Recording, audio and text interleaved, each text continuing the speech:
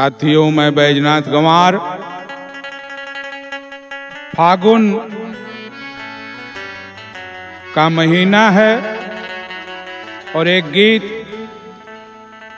गवई मन की जो अनुभूति होती है उसको अपने गीत में पिरोने की कोशिश किया हूँ।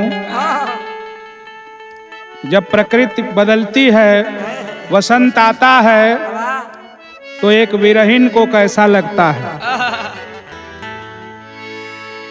बाफुलाइल सरसों, बाफुलाइल सरसों, फागुन में धरती पियराइल, बाफुलाइल सरसों।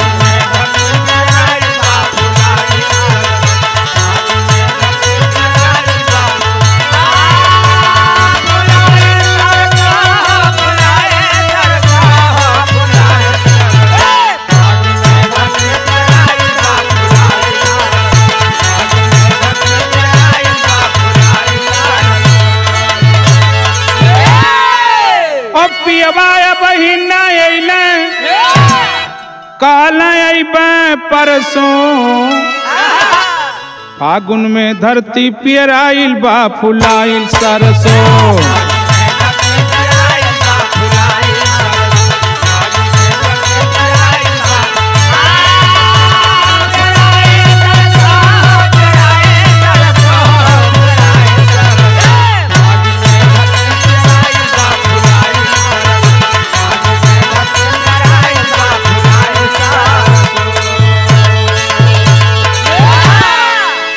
महुआ कुचाए लागल आम बौराला,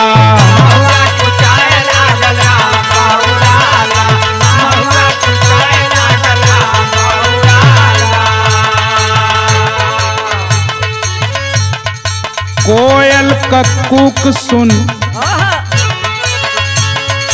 कोयल कक्कूक सुन पपिया पगलाला।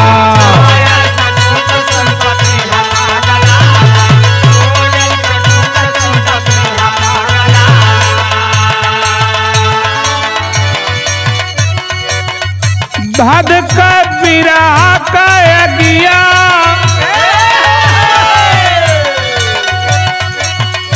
धद का बिरहा का अगिया, पिए बिन कबले तरसों। धद का बिरहा का अगिया, पिए बिन कबले तरसों।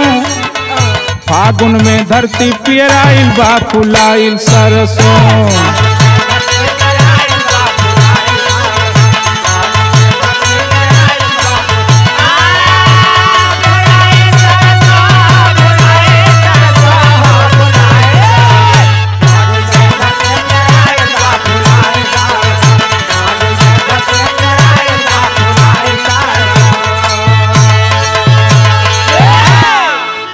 केहू के कोल्हाड़ावा में, केहू के कोल्हाड़ावा में गुड़ावा सोनाइल।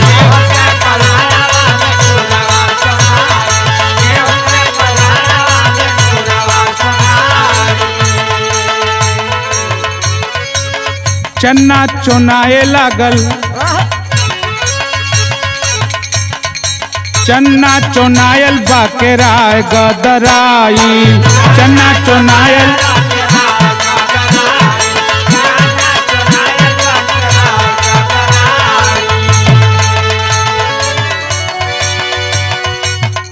हो रहा कहियो ना भूजाइल,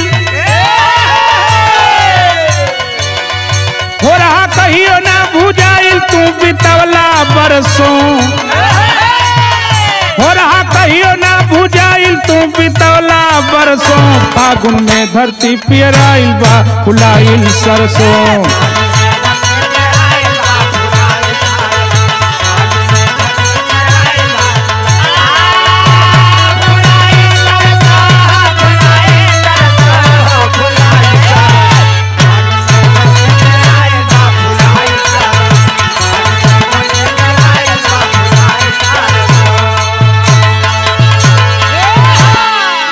कहते हैं कि ऐसन कमाई से कौन फायदा, कि प्रकृति बदलल, तमाम तरह के नई नई फसल तैयार भइल और वो वहीं रह गईल, अबे न कैले, न हो रहा भुजायल, न गुड़ बनल, तमाम परिवर्तन हो और विरहीन का मन व्यग्र हो, दुखित हो।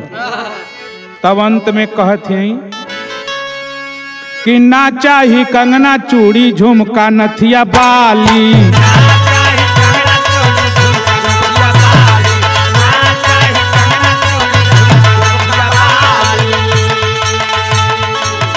कहें कि कुल गहना गुड़िया धन दौलत का होई जब उहे ना हो तो कुल बेकार है, कोनो लाभ ना हो। ना चाही कंगना चूड़ी झुमका नथिया बाली,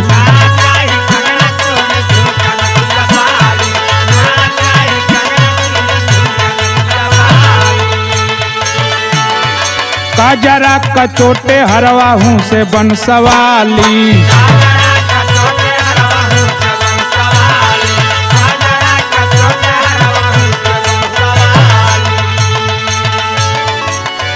जल्दी आवा हो गंवार,